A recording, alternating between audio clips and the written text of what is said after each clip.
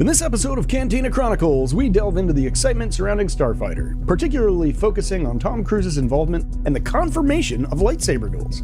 We explore the potential implications for the film's action sequences, character arcs, and larger Star Wars narrative. We also cover the anticipation for a deeper connection to the lore, the importance of expert cinematography and action scenes, and the hope for a narrative that intertwines with the established Star Wars universe. Let's go!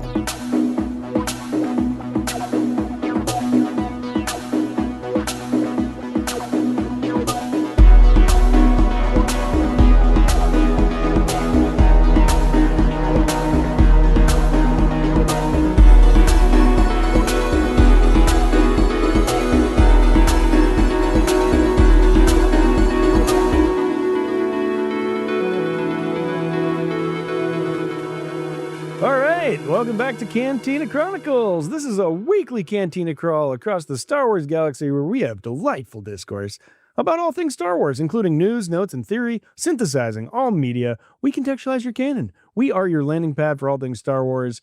Grab a seat at the bar and let's chop it up. Grant and Adam, greetings. How are things going on this corner of the bar over here, y'all?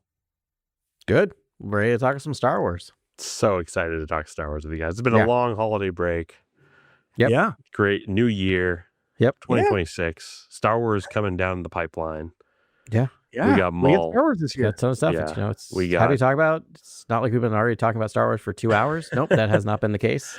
Yeah, a little bit of pre-show Star Wars convo, but that's because a lot of news has dropped recently, and it's like we'll talk about it on the pod, and I want to be like effacing with the audience about all this stuff. Like I really want to talk about exactly what we talked about in pre-show, kind of about some of the news items.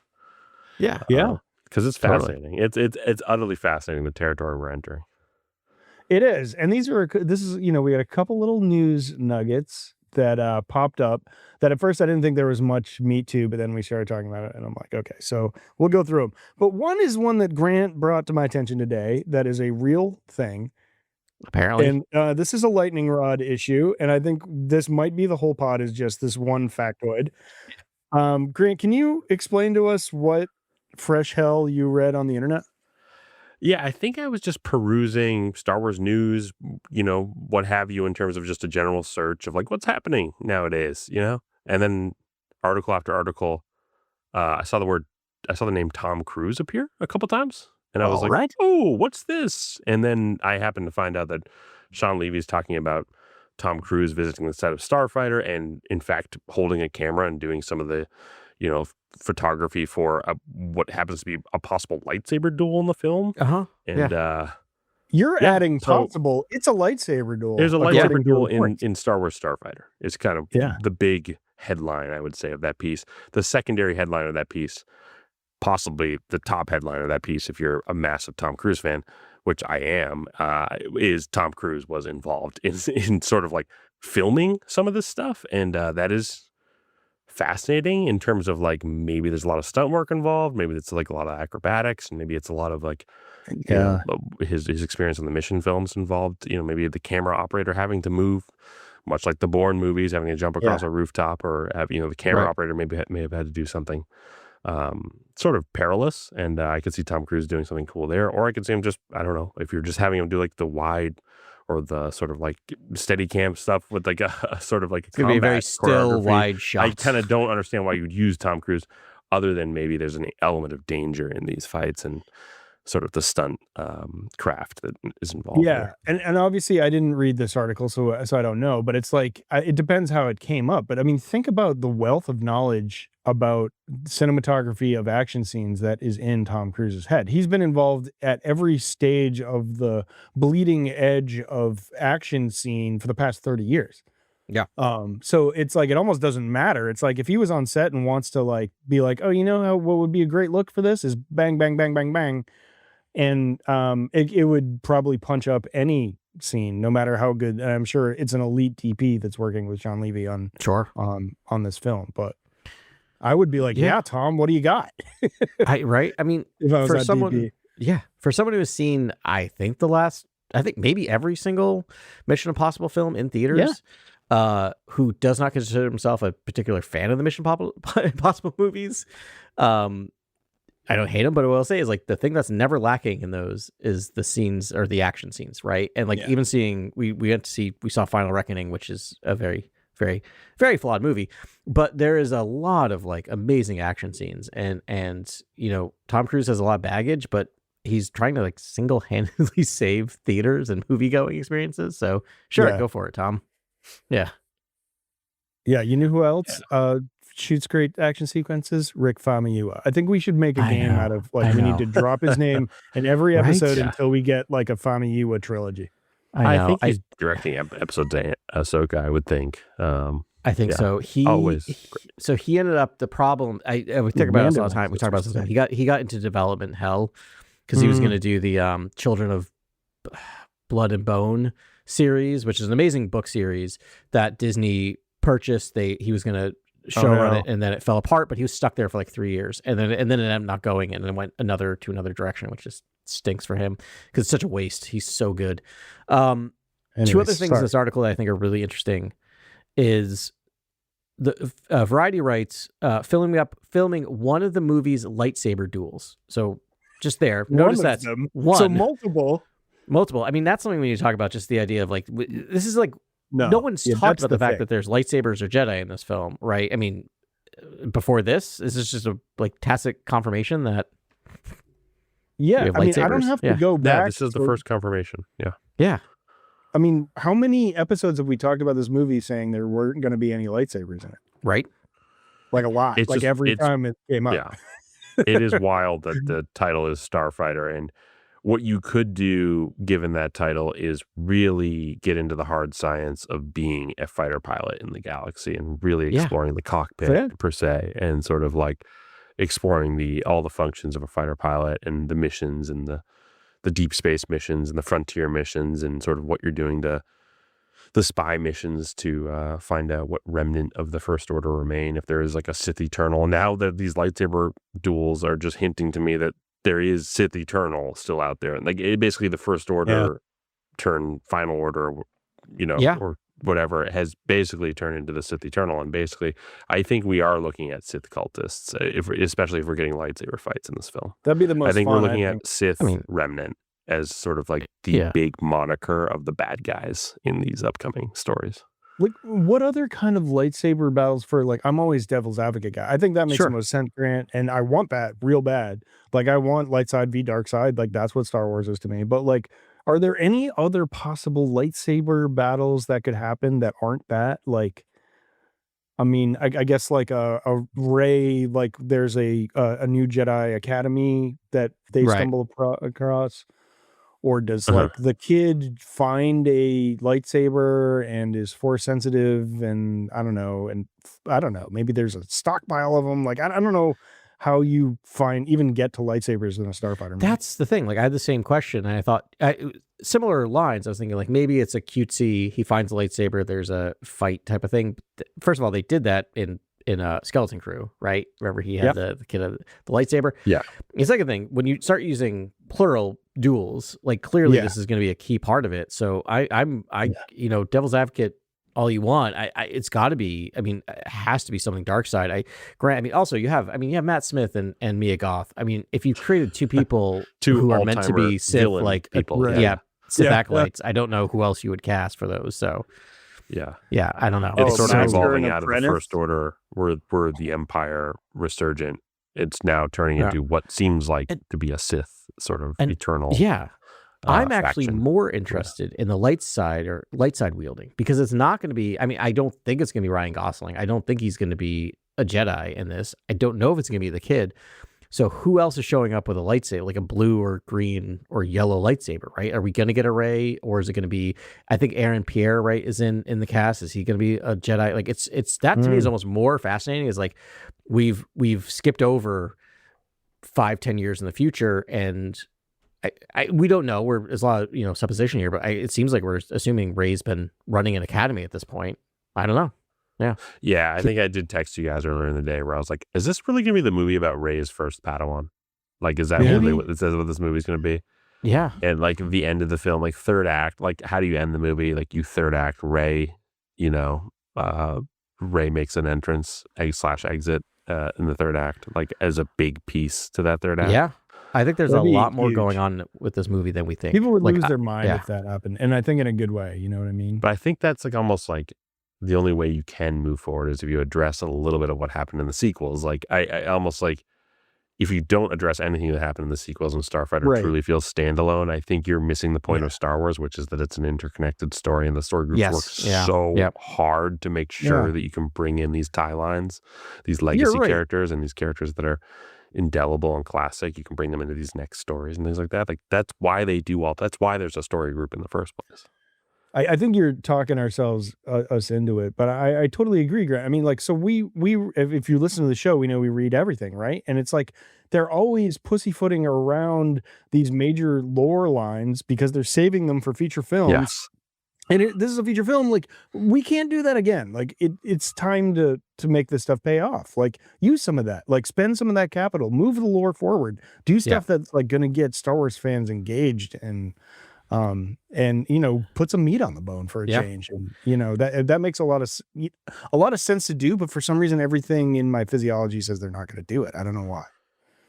I have heard Shawn Levy talk about his dad and his personal life and his personal story quite a bit, and it's really touching and really moving, and like he's a creative coming from it from the right angle in terms of addressing Star Wars and the mythos and how to can address the family dynamic. And I feel like I do wonder if Ryan Gosling is the father figure for this kid, and I think he's already said it, that that's who Ryan Gosling represents for this kid. And is he in fact the father? And is there something to the Force in the family and the bloodline? Like obviously the Luke trailer from teaser number 2 for The Force Awakens, the greatest teaser ever made in cinema history. It's like it's literally about sort of bloodlines and the Force passing to one from another to a legacy. And I do wonder maybe if that's where the lightsaber and the Force comes from. And I do wonder if they're connected in that way. If not, if the kid's just Force sensitive and there's like a lightsaber that somehow happens to be in his proximity and he gets it. Like I do. That's an interesting question you bring up. Like, how does a lightsaber fight happen? And then is it even this kid? Is it other characters? Are there other? Is Rey just come through and fight Matt Smith or something? Like, is something else happening that we don't know about? You know what I mean? Yeah. I'm wondering what if the Force has awoken? Like we saw in The Last Jedi, some random kid just like got his Force powers. Like, what if it starts springing up everywhere now that Palpatine's gone? I don't know. Yeah, like there's so much Force. Yeah, like if you've read the Darth Bane, the Carpathian novels, like of Darth Bane, it's like the Force is sort of like additive and subtractive, and it's sort of like if one person's not hoarding it all now, is like are a bunch of people Force sensitive? Right. Like is it crazy right now? Like, what's happening in the galaxy? That would be such a great lore to add. That's great. That's a really great point both you made, because that's the thing is like we have in the entirety of the Skywalker saga, one Sith has been hoarding all of the dark side energy with some apprentices, right? But even through, like, if you look at even through the sequel trilogy, apparently he was there the entire time. So like now he's officially dead because reasons. Yeah. That because Anakin's journey matters not, but right. No. But if he's officially dead, you're right. There's so much of this dark side. There's so much of this dark side energy out there that maybe we are getting these petty warlord dark side users popping up all over the place. Would be fascinating. And then on the light side too. Yeah, exactly. Bring up. I think there's a lot more going on in this film than we're realizing, because you know who was on the set the week before Cruise? Who did you hear? Spielberg was visiting the set the week before. So what's going on that set? Because here's the thing. We'll talk maybe Mandalorian Grogu a little later. That movie is whatever. It's going to be a fine adventure film, but no, we're talking about it in 10 minutes. Stay tuned, listeners. We're talking about this. We're not hearing reports of Tom Cruise and Steven Spielberg visiting the set. Like this feels like they are putting so many eggs in this Starfighter basket to kind of restart Star Wars. And I wonder if it's not just a secret.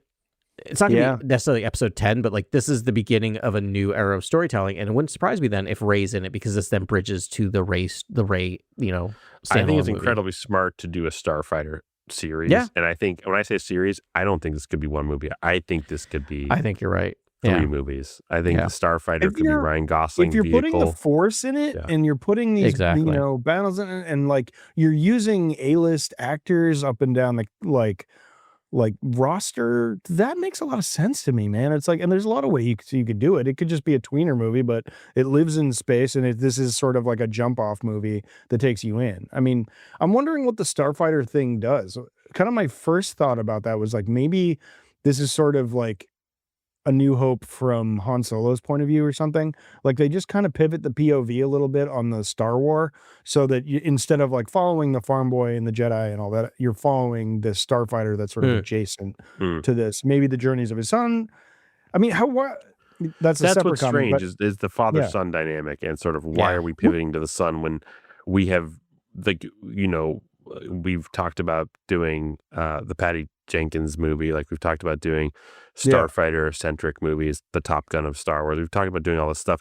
Then a movie comes out, it's actually titled Starfighter. This is someone who is in a cockpit fighting in a starfighter. What does that mean? And I think in my opinion, it's like from Top Gun. I don't think this is the Patty Jenkins no sort of direction. This is very far-reaching and broad this is mythological Star Wars. You hear lightsaber fights, you're like, wow, this is turning into the full space opera at this point, where it's hitting on all the different aspects, right? And I feel like he and Shawn Levy talking about how he loves Return of the Jedi, like that movie is so far-reaching in terms of its ability to capture different genre pieces of Star Wars, and sort of like isolating them all in one film, which is sort of why that film's so deeply respected. And then other people don't like that film. Other people are like, wow, this is doing everything at once. It's kind of a lot for me. And I understand those fans as well, but you have to understand that it's kind of amazing. The structure of that film is kind of amazing. And all that it combines is kind of amazing as well. And if he's using that as a North Star, if he's using that film as a North Star, I can imagine this being very much like a Return of the Jedi, where you're getting lightsaber fights, you're getting wars in the stars, you're getting new planets, you're getting underworld vignettes, underworld heisty things, elements, things like that. I could see all that happening, but I can see him wanting to pull all those levers too. Like he's not the kind of person that's like, oh wait, I can put Jedi in this if I want. Like he's not going to pass up the chance to add to the lore and contribute to that. The big thing I'm excited. This is a new challenge for Shawn Levy, and I really hope he because you can get a little indie with Star Wars, right? Like he's always like a fastball down the middle guy, but he can do like more than just popular like movies. And and I want to see him really like flex a little bit, get a little weird. Star Wars is weird. Never forget it. Yeah. There's definitely a piece there that I think is really important too, which is that I keep thinking about the Phantom Menace. Whenever I think about Starfighter, I think about the Patty Jenkins movie, or I think about anything that's going to deal with Starfighter pilots. I think about the Phantom Menace and that young Anakin Skywalker just being obsessed with Starfighter pilots and talking about how they'd see angels in deep space and all this sort of majestic stuff that you wouldn't even think about. And I was just like, man, like I almost really want that deep exploration of the Starfighter pilot. That's almost like a tribute to if Anakin had just gone down a different road and sort of like engaged in being not being a Jedi and being a Starfighter pilot, really following his dreams, right? He didn't follow his dreams. His dreams were, he turned into a Starfighter pilot, but there's a whole Jedi piece attached to it. And that's really that would be a really cool role for Gosling. Like that would be a really cool character, like almost like it's and it's a nice poetry, right? It kind of rhymes with what you hear from Anakin, young Anakin. But think about this, like, so what happens to, I can't do the math because my brain, well, not my brain, it's the double Manhattan I just drank. But the thing is, like, his character grew up in the galaxy where there are no Jedi, basically, right? And so what if he was force sensitive and had no training and just happened to be really good at piloting? It's almost like the Chiss, right? The Chiss use their force sensitives as navigators. Right. Yeah. And he just doesn't really have that, because most of the novels, most of the EU seems to suggest if you don't use it, you lose it type of thing. It seems to suggest. And so maybe he had some kind of force sensitivity connection. That's why he's such a good pilot. And maybe it's a reawakening, or just him finding a kid who has that connection and guiding him in a way he wasn't guided. Oh, that would be a really cool inversion if the kid sort of trains him, because like he's got he's got the Force in him, and it's been kept alive with his like constant like Starfighter piloting has always kind of nurtured it, but like kept it at like a low level. But then like the kid is like gonna wake up, be like, no, there's that connection to the Force you can expand on, and this is how you like. I think you might have just cracked something there, Ben, because that's fascinating something new. It's inverted mentorship. That's really interesting. Yeah. No, I think you both are on to I had a vision of this earlier in our conversation where I was like, is this movie about a starfighter pilot that keeps defying death, but kind of doesn't know how to explain it? And what Adam's saying is true, is that there is sort of the Force is sort of keeping alive. He makes just the right movement at the right time. And then what you're saying, Ben, is just the perfect way to go if that's the case, which is that the kid is like, oh, I'm like you, but I'm times 100. And so I feel all this stuff a lot more than you, and I can move items faster. I can move more telekinesis, more Jedi mind stuff, like all that stuff's better, but stronger with me. Yeah. But I can tell you also have this. I mean, and what if we need to slowly wake that up? What if he's a runaway from Rey's academy? Like the kid could be a runaway. We got some training there. Yeah. I mean, it'd just be interesting if why would he run away? I don't need another temple that's like falling apart. Like I really don't like Star Wars taking the Jedi down into the sewers like they've been lost doing. Or a lost one, right? Gets lost. I need Jedi to prevail and be valiant. And I like the idea of there just being kind of rogue Force sensitives that are just teaching themselves as they go, and it's like they're gonna get to Rey's eventually, but like that's the third act. I think we can lock in that the third act might be like this kid who we know is important to the story and sort of this possible Force sensitive. Like we can. It's got to be if this is what we're doing, Rey. Yeah. If this is what's going on. That's what we're doing. Yeah. Let's do it. And it also means we're recreating the old EU, which is make me very happy because Luke's Jedi Academy in the old EU is just like there's a bunch of people of all different ages who came into this thing because of the fact that they were they had sensitivity, didn't know it as adults even. Like it had like attachments. It was fascinating. And that's stuff we need to explore is have like not just kids who are separated from their parents being trained, but like, I don't know, give me a 35-year-old who has like a wife and kid. Like, right? Like, what do we do with that? What's their deal? Yeah. I also do think there's a potential Ryan Gosling dies in this movie because I don't know how you move on to the Rey movies and like not have this Gosling character appear in them if he's like going to be this iconic role in this movie. Like, or maybe he does. You know how Star Wars works. It's like, if someone's that important of a character, they oftentimes will sort of like press on in the canon. I mean, unless they love him and they're like, you know what, you're going to be a new character going forward that we, keep using or something. But I see what you mean story-wise, Grant. Does he want to be like Rey's loyal starfighter pilot or something like that? Like, I don't depends know. Will on... he appear in future films? I just don't. I don't know. No, I could see him liking it. This is his first major franchise, right? Yes. Right. Yeah, I think we talked about it before. I see him dying in this, and I'll just say that outright right now. I don't. I think you're on. Yeah, no, I think I like that, Grant. Not wrong. He might be the Obi-Wan in that way, right? Like, just is the guiding light of this whole thing. Yes. It's funny. There's a Star Wars movie coming out in 4 months, and we spent a lot more time talking about the one coming out in 16 months. But one thing I'll say about it is I'm getting real Thunderbolts asterisk vibes from this movie that I feel like there's a lot more going on under this. So Thunderbolts, Ben, have you seen Thunderbolts? Can I spoil Thunderbolts? I have, yes. Okay, so Thunderbolts asterisk, the asterisk says they're actually the new Avengers, right? They get tagged at the end as the new Avengers.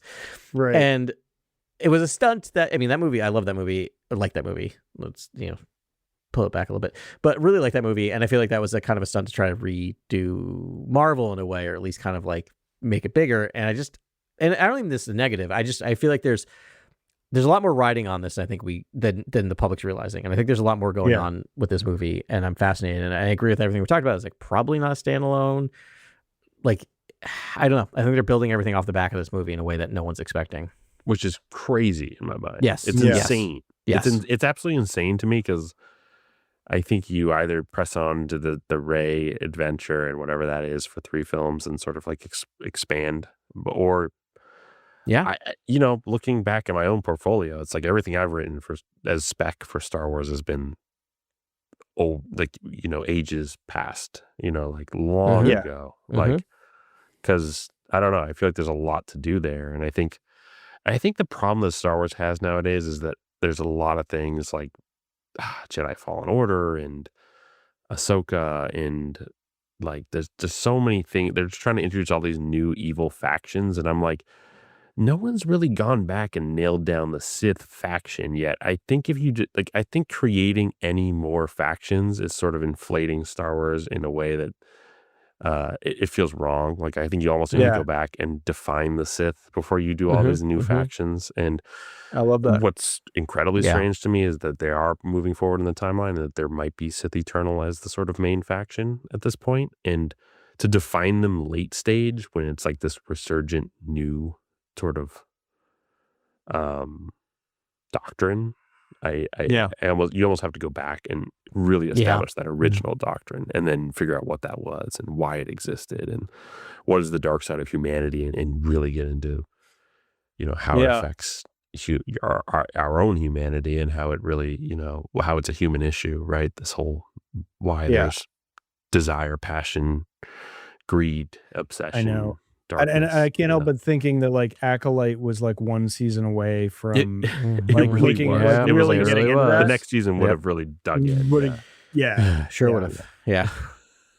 We'll never know. But so now someone else gets an opportunity. But so I just think no new factions until someone does the Sith.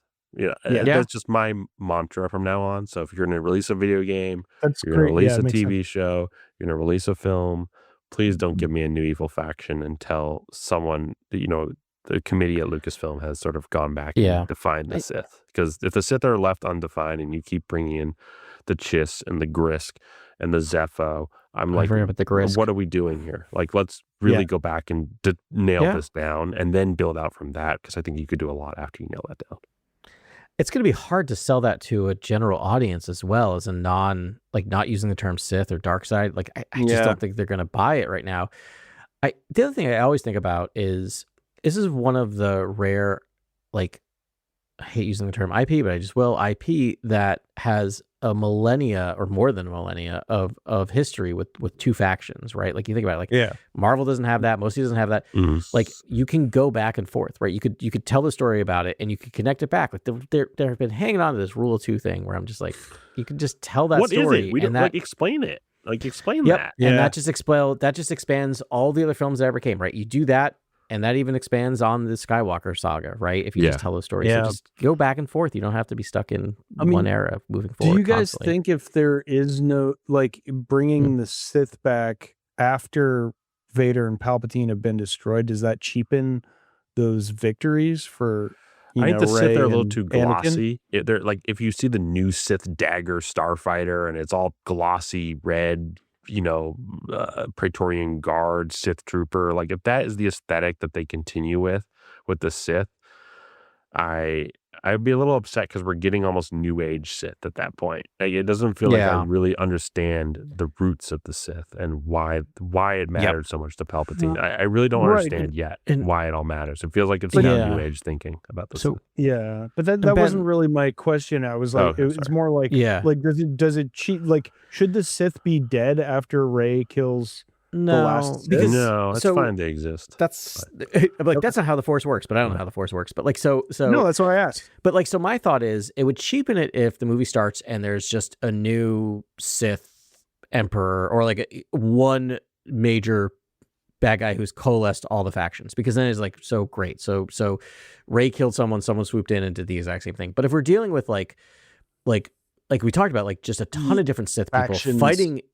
Factions fighting within each other, trying to do this, like, bring back the Sith, like, in terms of, like, not just a rule of two, but there's hundreds of them.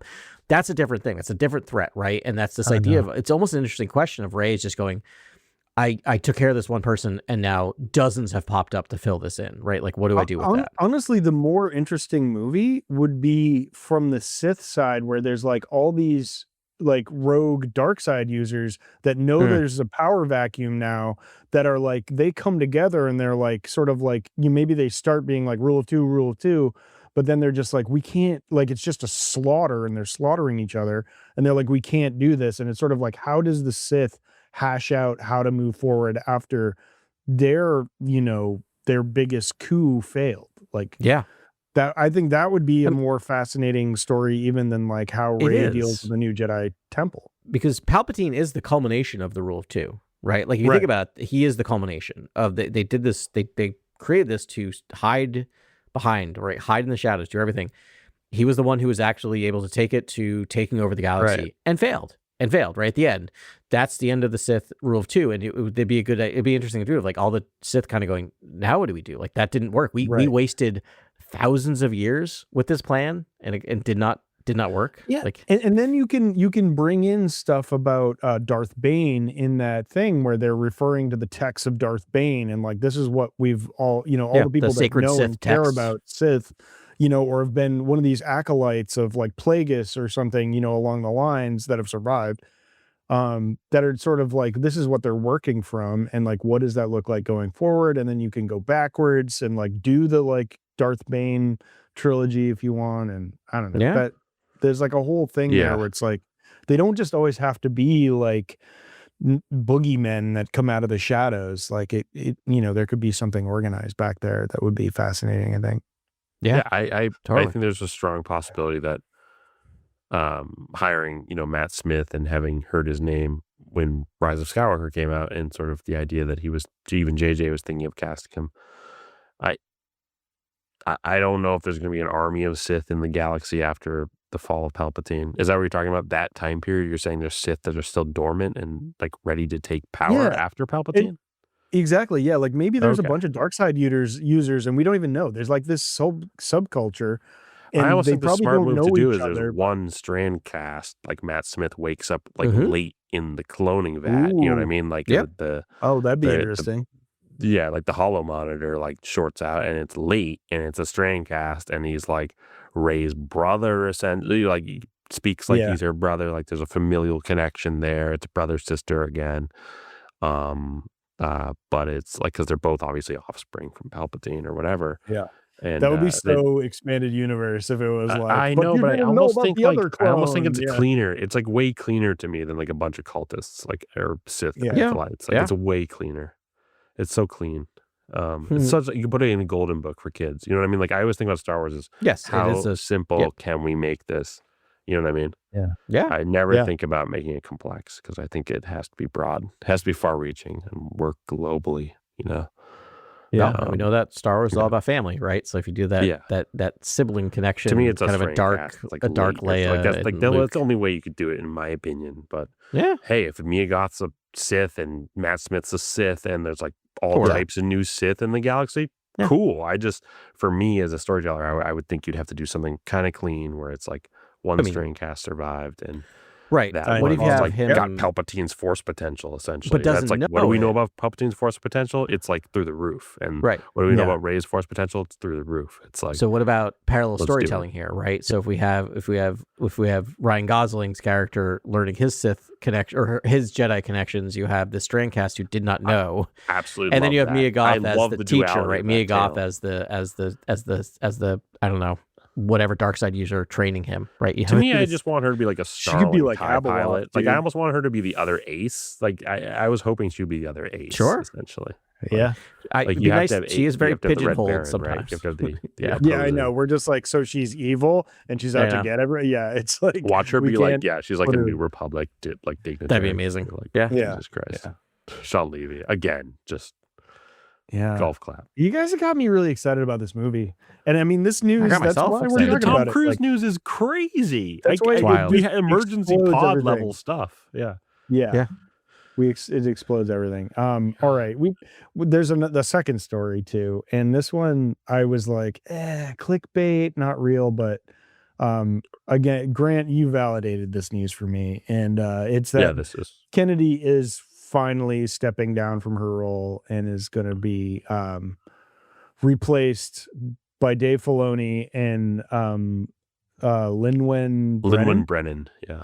And Filoni will handle creative and Brennan will handle corporate and business And so it's essentially 2 roles. And then Kennedy will continue producing what she's been producing so far. So she'll finish up all the projects she's been working on, but she can focus on producing instead of also being chief executive. Do you know what's going to be absolute bangers? Is all the movies that she produces after Lucasfilm. Those movies are going to be bangers. Like, I know. Just look at her history.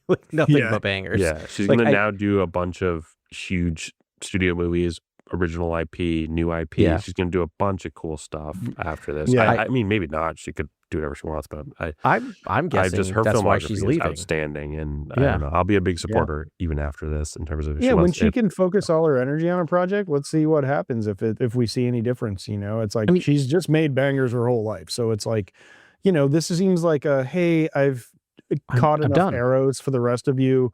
Maybe it's time we let Kathleen do what she loves. She built a very sturdy foundation for the future of Star Wars. And debatably brought around a golden age of Star Wars via publishing video games. It's the thing. Filmic properties, streaming. You go on the internet and it's dumb. All the haters she got fired, and I'm like, no, I don't think so. This is like she gave it a decade of her life. What if anyone else gave their decade of their life to? Is probably just like, this is great. I'd like to go back to the creative side, right? Which is the producing side, which she's been more stuck in it seems like a lot of it's been more stuck in business decision making, which is, right. I don't want to speak for her, but I don't know. Yeah. Probably not her. It sounds like throwing a lot of darts and hoping some creative opportunities land, but a lot of the vision to tell, again, I was going to say one more thing and then turn the floor over to you guys, but George didn't really have movies to recollect on. He didn't have an original trilogy to look at and be like, this was an indelible experience. I want to recreate that situation or that experience that I, had when I was a kid, and I want to tell this story and show it to the world and show my connection to Star Wars. Kind of had Kurosawa, but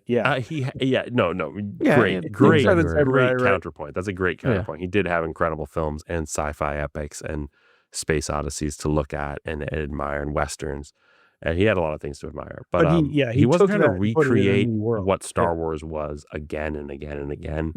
I do feel like Kathy had a great idea to bring as many creatives in as possible, but not a lot of people, I think, had the vision to do what George did, which is sort of create all new lore, build out these universes, build out these new stories.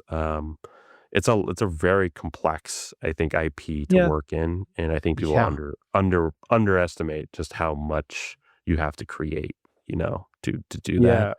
You can recreate your childhood, but then you wouldn't be creating a new universe, which is you kind of have to do both. And I just think there's a lot of business decisions that I think it could fall prey to that. The prior of just sort of I want to recapture my childhood, and isn't this fun? And it's like, no, we actually need to really tell a story here, and it has to be new and newfangled. George has said it himself. It's like it's like Star Wars should be a new experience every time. And I want to actually parlay that into Filoni, but before I do, I just want to say why we're talking about this, because I started saying this is usually clickbait, but the reason we know it is it's Puck reporting. Yeah, Puck News. Grant, you're more familiar. I mean, I heard his name. He used to work for Hollywood Reporter, but apparently Grant, he is credible. Yeah, Puck News is credible. I mean, this is a lot of Hollywood Reporter, journalists from Hollywood Reporter migrating over to a new site, and it's deeply credible. Bunch of people. It's Matt Bellany of The Town podcast. It's good information. It's okay. Kathleen Kennedy seems to be stepping down. It might not be in the time frame that they, I think, alluded to, but it's definitely. I think this is definitely the sure bet. You have Dave Filoni and you have Lin-Win Brennan who are taking over. The big I think news. that's that I can confidently say that's probably true.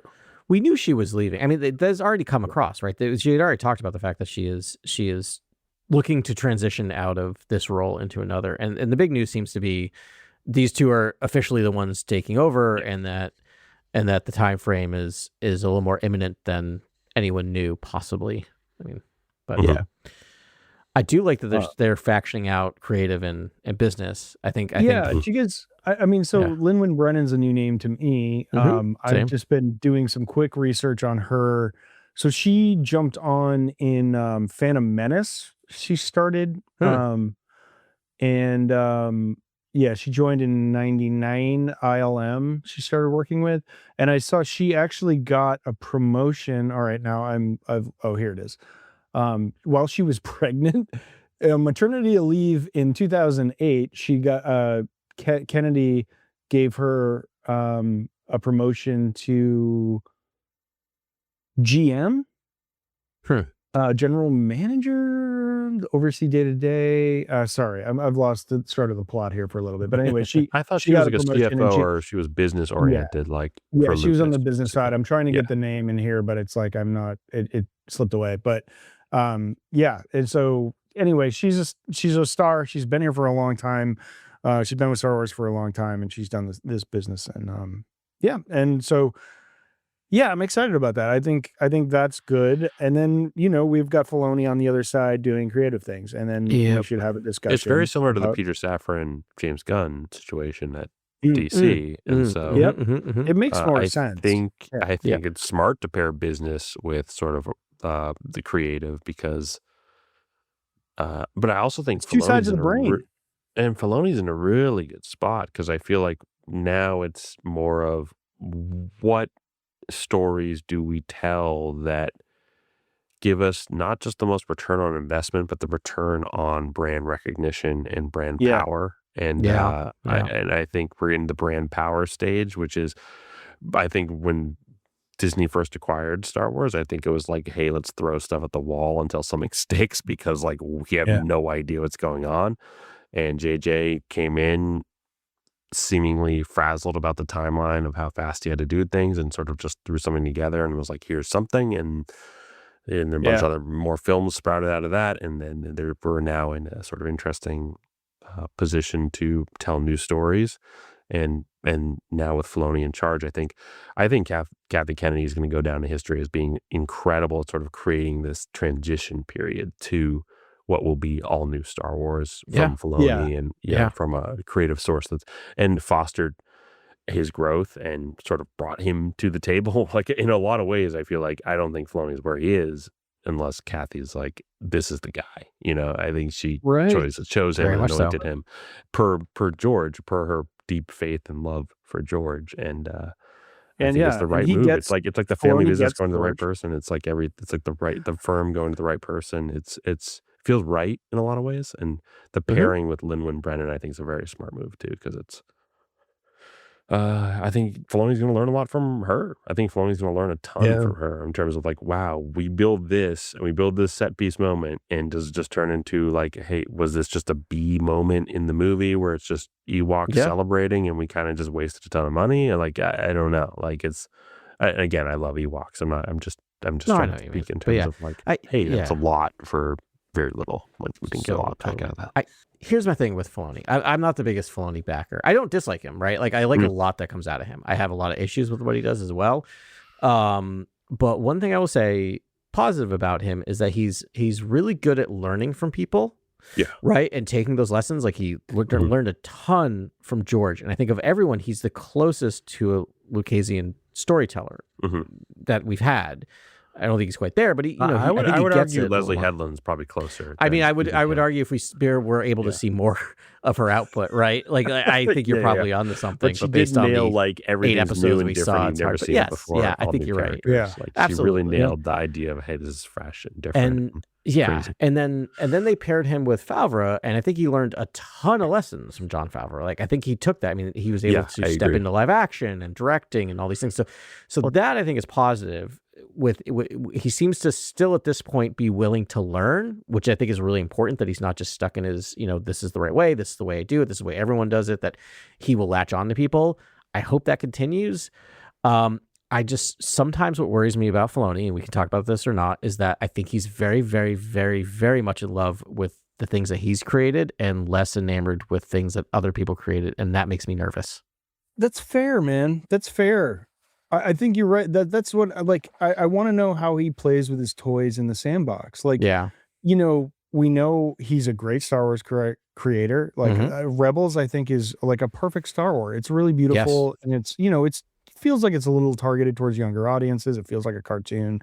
That like tone, it's a thing, but like, Rebels is amazing. It is. And Clone Wars is amazing. And like, you know, and all those things are fantastic. But I'm just wondering, like, a lot of his job is going to be bringing in good new Star Wars storytellers and, you know, and letting them run and letting them do their own thing and letting them grow. And it's like, I wonder how that's going to work out. We don't, like, he's not an executive, man. He's never sniffed anything close to that role. He's like, I could see him having really great conversations with Star Wars storytellers and being like, I think, like, have you thought about it in this way? And like, maybe Lucas would probably go in this direction and like be super valuable in that sense. But as far as being like, okay, Rick Famuyiwa, like, you want to, you know, do this movie about whatever, and it's going to be a trilogy. It's that you're going to do the Darth Bane trilogy. Like, do I think you can do the job? Is like he going to be able to determine whether that's a good fit or not? Or, you know, I don't like, know. I don't know. It's that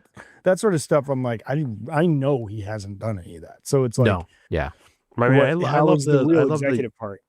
I love those interviews with like Sam Witwer, where Sam Witwer's like, I actually think differently from Filoni about this, and we actually are in contention about this moment in the lore, this moment in this character motivation. And Filoni will oftentimes say that, you know, he loves having these debates with Sam, and it's like, to me, it's like, that's really healthy that like even he as a creator is like, oh yeah, other people are going to have perspectives on this and things like that. I think what keeps us a little hesitant about Filoni is he's almost like the master of the side quest or the master of the ancillary story, in that like he's playing with a lot of characters that don't feel central to the lore. And we have yet to see him move really big pieces on the board. And we're sort of like, how is he going to push the next Jedi temple? Like, how is he going to, like, there's certain things where we as fans are sort of like, how is he going to navigate these major pieces that sort of have to start moving?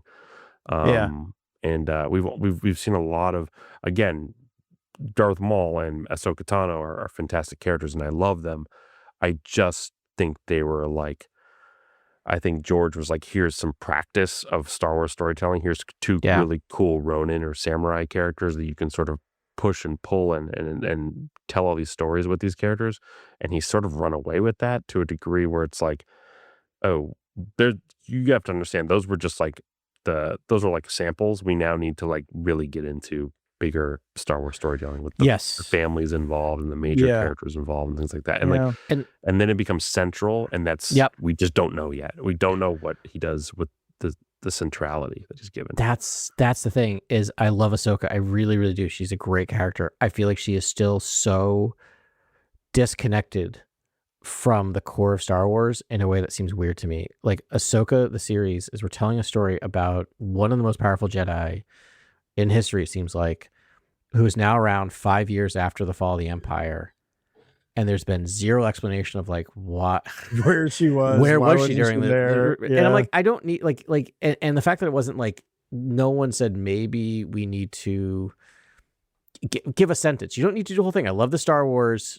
Just say something. Just give us a sentence. Just name a system. Name a random system you're at. Something, right? Like, it's, you know, she was trapped in the fungus on that planet from the comics. Right. Yes. Yeah. She's like, whoops, I spent 20 years there. Might be. And it's just I sort of know like a lot of stuff now.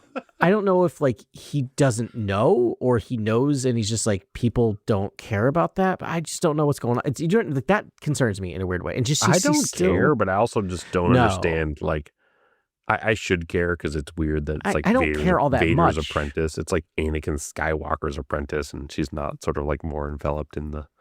She does hang out with Luke though. Like, she does like that. We do know. We do know they know each other. Yep. They hang out, but I don't know. Like, Which again, is the even Galactic Civil weirder, War. by She the took way. She was not present for the Galactic Civil War, which is crazy. I mean, so she's a central character, right? She's the main piece of lore that's in the Ahsoka series. Like, and I'm trying to say this as if like Filoni was on the call with me, you know, to be respectful to him. Yeah. But like, it just feels to me, it's like, what is Ahsoka's growth from the beginning of the Ahsoka series to the end? And like, how is she changed? Like, and it doesn't need to be a monumental change, but like, even Ahsoka, it's like she met her old master and has like come to like, I don't know. I just didn't feel that sort of character development out of her And I think it 100% had. There's a lot of like late stage patchwork that I see in a lot of across all the stories from Lucasfilm, which is like, oh, we'll do her like cave journey like when she's like 48 years old, and it's like in the ocean. It's like okay, and then it's like this hasn't come up before. Yeah, it hasn't come up before, and it's like okay, this is all happening now. Okay, it makes sense, I guess, and then. It just feels like there's a lot of like backfilling that's happening in the storytelling. A lot of like, oh, we need to address that, but we'll do it later. It's almost like we'll do it in post, like a situation that happens sometimes with Star Wars storytelling, which I'm like, no, like Snoke and Luke, right? Like they're like, it's like a clone situation, and it's like, oh no, we'll do that in like the Mandalorian, and we'll like show you how he's like the First Order started, and like he's a clone and stuff. It's like, it's true. No, don't do that to me. Like it's like, let's do these big story beats now, and let's move these pieces. It's true. It's like, what is the Ahsoka plot, like character development? I guess like part of what I thought of was that she comes back to accepting herself as a Jedi, but the problem with that show sometimes is like, I think that's what they're going for, and then they kind of tell a lot of other stories and then maybe come back to it and then don't kind of come back to it. It's also like Thrawn was like the last person I thought would mess with like Thrawn was magic. In that. I thought Thrawn was like a hard science tactician kind of guy.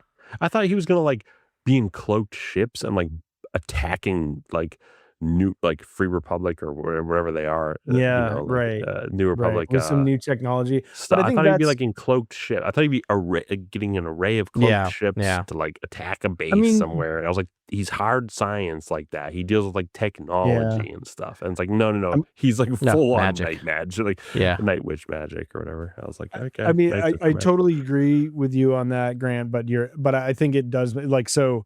He has used force wielders as like tactical advantage in hyperspace, right? Skywalkers, Skywalkers, right? And then I did I like that. I like if he has witches, he'll use witches, you know. I get it. You're right. I mean? No, you are correct in sort of like actually territory. No, like you've won. No, but it's like if you're gonna finally bring Thrawn to the like live action.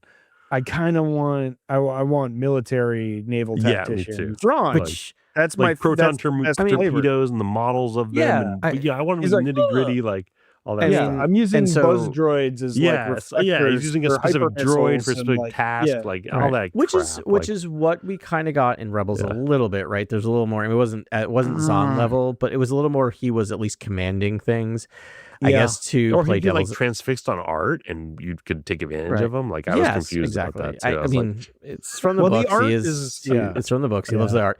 But I will say the thing is that I feel like to play devil's advocate, Filoni had to write himself out of the hole of the Purrgil, them being transported. And my hope is in that season 2, that Thrawn's back, we are going to get that type of Thrawn. But why are we like Vince Gilligan storytelling in Star Wars? I've never understood that. I don't like The Last Jedi and then this excellent and like question. Why are we writing ourselves in the corner? Like that's done in such a beautiful style by a beautiful writer because he's able to take these really like small-time real-world characters. That's the real interesting world. Spaces. Is the key there.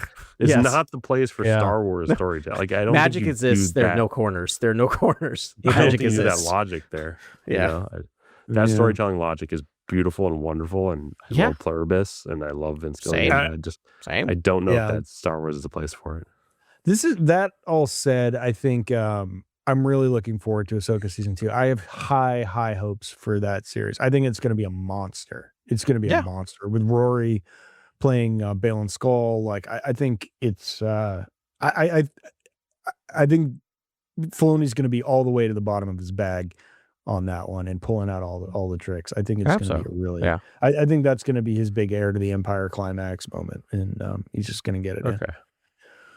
I hope they're on Prettier for like 3 episodes. Okay. Like get off that thing. I don't think I hope they're not there for like the entire season. Like we're done with Prettier. We did. I agree. Yeah. Like if we spend half a season on there, I'm going to be pissed. I'm just saying. That's where the whole storyline with Baylan Skoll is going to take place. Unless they're like, okay, then they find him in the first episode. No, we need to bank out of there. We need to follow Thrawn. We need to get off that planet. Yep. Mm-hmm. Yep. We need to back in our galaxy. It's actually a great metaphor for where how we kind of think about Filoni as a storyteller right now. We're like he's kind of sequestered on some like off like some out extragalactic planet, and he's like we hope he can come back and do this galaxy well. Like we hope. Maybe that's part of it, right? Is he's been off in his little area because he can control that, right? And that's what he was deeded and given. And now that he's given the whole thing, maybe he will be able to thread all these things together, right? Because he's never had this level of control. He's never had the whole thing. Yeah. I don't know. I don't know. I feel like I'm coming out so negative because I really don't dislike him, and I like a lot of his storytelling, a lot of stuff. I'm just, we'll see. That's the nuance we're dealing with here. Like, he's always done good Star Wars, but we are looking for exceptional, blow us away Star Wars. And I think that's kind of the bar we're setting. We just want the hairs to stand up when we see the open crawl. Like, we want to be like part of something really special. I think all fans do, and it's a long time ago in a galaxy far, far away, when that this literally it's unparalleled in terms of what it can do to an audience. And I think that needs to come back. I think it is officially back, right? Saga numbered. I think all that needs to come back because that fanfare is it's why you watch a Star Wars. It's why you turn it on. It's true. I think we're getting it with Mandalorian Grogu. I think that was the announcement like last year. It's like every movie has a crawl now. That's good. That's good. We'll see. I Mando agree. and Grogu. Should we segue to Mando and Grogu? I can. I mean, I don't have much to say about it. You just saw another trailer for it, right, Down? So so I went to see Avatar: Fire and Ash, mostly because I wanted to see. I had a free movie I had to use that day.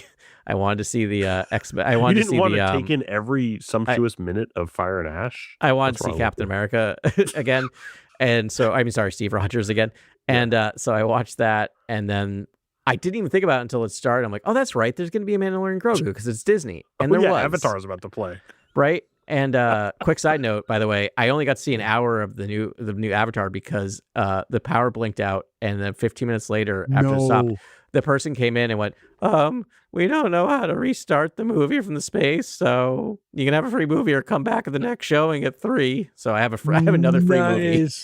I am. Here's the thing too: is I looked down. I looked down at my phone, going, "Oh, I must have saw most of that movie." And I'm like, "No, I saw 1/3 of that movie. There are still 2/3 left. I am good." Okay. Anyway, so saw the Mandalorian Grogu trailer, and the weird thing about that was it was exactly like the original trailer. They had like the exact same thing with like just something at the beginning and end, and I'm like racking my brain trying to remember. And what it is they just showed more of the arena fight stuff, right? And that's it. So there's nothing new from any other area of the original trailer. They're showing nothing. We are 4 months out, and we've seen very, very little of this movie, which is interesting. The other thing I want to read is I was kind of looking this up to try to refresh myself. And USA Today, of all places, I think today dropped a new picture of the Mandalorian Grogu. It's just like a beauty shot of him, so it doesn't really say anything. But they do have a blurb about the photo, about the movie. And I just want to read the blurb for you for a second. This is their description of this movie. Oh boy. Armored warrior Din Djarin and his little buddy hyperspace jump from Disney Plus to the big screen. The Star Wars pair are enlisted to help the New Republic with pesky Imperial warlords, plus form an alliance with an ex-rebel pilot, Sigourney Weaver, and get involved with Jabba the Hutt's son. That is their description of that movie. Oh. I do think this movie is hey, we're not really moving the needle forward on canon, but we're going to reestablish the Hutts in a big way. And I think Jon Favreau laughs really hard and belly laughs about Hutts all the time when they're creating this stuff. And it's all like this really fun thing where it's just really fun. Like the Hutts are really, really fun. Yeah. Yeah. And, I think they're like, but wait, we have to then market this. Later on, they're like, wait. Well, we have to market the resurgence of Hutts, which to us fans are wildly important to the galactic, political sphere. But I don't know if normal people would care about Hutts, but to us, it's that's really cool, and I could see how Favreau and Filoni could be like, hey, we need to set up this whole arm of the galaxy, because if we don't set this up, the galaxy won't feel like has that underworld, you know what I mean? And then, we could actually build all this and have an underworld and really build it, and you'd understand it, basically. I have a really pedantic question that may lead us into a larger discussion about this film. So Jeremy Allen White, who I think is an amazing actor, and I love him in his movies, is doing the voice of... Nominated for a Critics' Choice Award, I'll have you know, for Bruce Springsteen. Yeah, I really do like him. I've watched him since he was on Shameless, and I've been saying this man's going to win an Oscar since I started watching when he was 15. He is a great actor. So there's nothing against him. Yeah, Beef is awesome. Yeah. So the bear here's is the thing. incredible. Yeah. Oh, the bear. I said Beef. Sorry. Well, it's because that's the name of the restaurant. Also good the at the bear. If you're able to also the Beef great, at the Bear, but also the Beef the movie, Beef the TV show with no, I'm just kidding. Yeah, he's not in that, but Beef is also a great show. The Beef is in. Yeah. Sorry. So the thing is, so here's the really again, I'm fully admitting this is pedantic and it has nothing to do with Jeremy Allen White, other than you're not going to hire that man to speak in Huttese, right?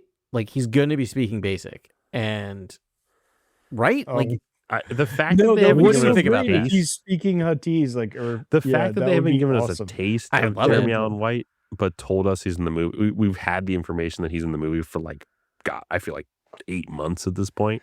Yes, it's I think you have to give us it actually is another it sort of calls to what I think is the central issue with this movie is they have to market this movie and they're not being transparent with things that are known details already, and I'm that's scary. That means you're not really knowing how to market the Hutt and the Jeremy Allen White performance in a way that puts people in the seats, because theoretically you would use a name like that and you would use his performance to bring people to the theater, and the fact that they're not showing us the voice for a second, even though you know in print that he's in the movie and you've seen the character. Was it Rhoda the Hutt? Is that his name? Rhoda, is that it, right? You see the character. I'm like, did they mocap okay, then him? just have him say something. And I always thought to myself, if Solo ended without Darth Maul, but just a Jabba laugh, it would be the greatest ending. Yeah. It would be like Godfather. You'd be like,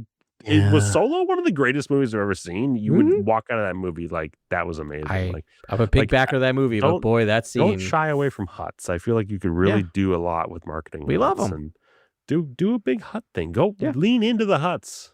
They do it in Book of Boba Fett first. Lean into the Hutts. Book of Boba Fett, for all its failures, I mean, it has some Hutts, it has some Wookiees. I'm loving that stuff. Yeah. Boba Fett, the Hutts were the best part of Boba Fett. Yeah. The worst part of Boba Fett was why Boba's moral alignment was just Boba's the worst part of Boba Fett. What is going on with his moral? Well, who is Boba Fett? You were just utterly confused about the character by the end. You were like, I guess he's just the overwatch, the overseer of the city, of this town, the daimyo of the town. And I was like, but daimyo is kind of a cool name, but he's not even that cool. He just kind of wants everything to be peaceful. And I'm like, weird. So weird. I don't know. Yeah. It was just. Yeah. Also a Filoni joint. Just saying, part of the I really do hope that's that Filoni's like, hey, we need to write the ship first. We need to write the ship. We need the New Republic to forget about Boba Fett, not send them any tax credits, treat that Tatooine like a fringe world that doesn't belong. And then he goes back to being a black hat, and he was like, I hate the New Republic. And you're like, great, we got Boba Fett back. Yeah, he just needs to get the entire town wiped out in episode 1 of season 2, and then he's back. He's back. He has a vengeance. It's very easy story. This is a revenge tale. Very simple to get him back to being what we kind of need him to be. Not that we need him to be. Who cares? No, but it's Godfather. I tried. They pulled me right back in. Right, someone pulls him right back into being. The fan base of Boba Fett is worrisome, but I feel like I know. I feel like if we're gonna go Tarantino somewhere in Star Wars, do it with Boba Fett. There's certain characters. I'm like, this evil dude. Yes, the Punisher, super interesting character, a lot of fruitful territory, but boy, did the wrong people get the wrong message from that character. So we can't ever use him again because we of can't those have nice people. Things. Honestly, I know can't exactly. Have complex, flawed characters. Because, a whole faction of people are like, I relate to that. I know, not a role model. You know that guy's like a deeply flawed individual. Yes. Boba Fett worked as a flawed individual in space. Yeah, and I'll stand by that. And I feel like where he is now is just bizarre. I don't understand the telling. So I don't know what this movie's about. I mean, I know what this movie's about, but I don't know what it's trying to do. I think it is what it is, man. I think they were just like, we need a feature film. Yep. You're not doing the season. This is a popular show. You're not doing the season. It's a feature film. We're going to put seats and butts, or butts and seats, and or seats and butts. I don't know. I don't know. Yeah. And then don't know what you're into. Yeah, I mean, do your thing. No kink shame here. Yeah. It's just, I think that's it, man. And it's not, and everything we talked about that we're so excited about Star Wars in the future, and the, first 5/6 of this podcast, it's not going to be that. It's just going to be like, oh, you like Mandalorian and Grogu? Here's an excuse to see them in the big screen, and I will, and it'll be fun. I know, but we'll be there opening night. We'll probably do the same thing. Yeah. We'll probably we'll probably do 2 viewings in a row and do a reaction podcast in between and in the middle, and rent a theater at the end. But I think we're renting a theater this year for viewers, for our audience. I like Mandalorian. I like Mandalorian. I liked it. I've come around to season 3. In fact, I really like it. So I want to say that now, because I sat there in that theater and I realized I was going to see a Star Wars trailer, and I went, oh, and I felt nothing. And it made me sad that I felt nothing. And I'm not going to say here that like Feature Star Wars film is ruined. Should have more gravitas. It's so weird. It was so weird. Grogu didn't do any like cute cooing noises or anything like that. Nothing new. Nothing that I hadn't seen before. Right? That it was like, very cute. Saw him be cute a lot. Like, what are you doing here? Other than it just didn't feel like anything more than what the show was. Right? Like it's like Labubu's, right? It's like, you like Mando and Grogu? Do you buy Labubu's? Like, do you like a bunch of cute nonsense? Like, go for it. Like for us, it's just like diehards out here. We're dying in the streets out here. We got nothing. Right. So who's doing Grogu's voice? The Sith legacy was, and what is their doctrine? Right. Nope. But the big burning question is, what is Grogu's first words going to be? Right? Like, that's going to happen, that movie, right? Like, he's going to have his first words, 100%. He's going to say something. He's going to say use the Force. He's going to say use the Force, or I have a bad feeling about this. Those are either one or the other. That's the only thing he's going to say. Right? Like, his syntax, like, bad feeling about this. Bad feeling. Yes, exactly. Oh, God. I'm going to run out of the theater if that happens. Oh, God. Yeah, that can't happen. But I do want him to talk like Yoda. I want all of them to talk like that. Isn't the weirdest thing hearing Yaddle just talk like a normal? Like, dude, Yaddle is like Bryce Dallas Howard being like, I guess raspy. I don't know. I wouldn't know how to describe it. No, I mean, it's a good voice, but it's just like, what's it's good? You're sitting there going, so what's up with Yoda? It's also wild that Yaddle solved the mystery, and then one second. It's just wild. I thought that Yaddle was behind solved me. the mystery, and then like gets murked. Like, I know, I was right? Like, what? Yeah. Also, the person that like was buried under a mountain and fed herself off the Force for how many years? Like, that's the Yaddle backstory. Mm-hmm. Right. Yeah. I mean, she's OP. Oh my gosh, I forgot that happened. Yes. Oof. Okay. That's real. We're deep down the rabbit hole. I don't know. Yeah. That was good. We're going there. Tales of the Jedi. Yeah. Super great. Filoni joint. Yeah. I mean, who knows? Right? Where the next week will take us. Actually, I have a good feeling about next week. I think it's going to be a special one. I'm not going to say anything because I don't want to jinx it, but we could have a very cool episode next week with a fun guest. So hopefully that will happen. This was a blast talking to you guys. It always is. I hope everyone enjoyed listening to us, and thank you very much for listening to us. And Star Wars is still alive. It's just kind of in a dormant period right now. But there's stuff happening, and it's exciting. So we'll talk to you next week on Cantina Chronicles. There's been an awakening.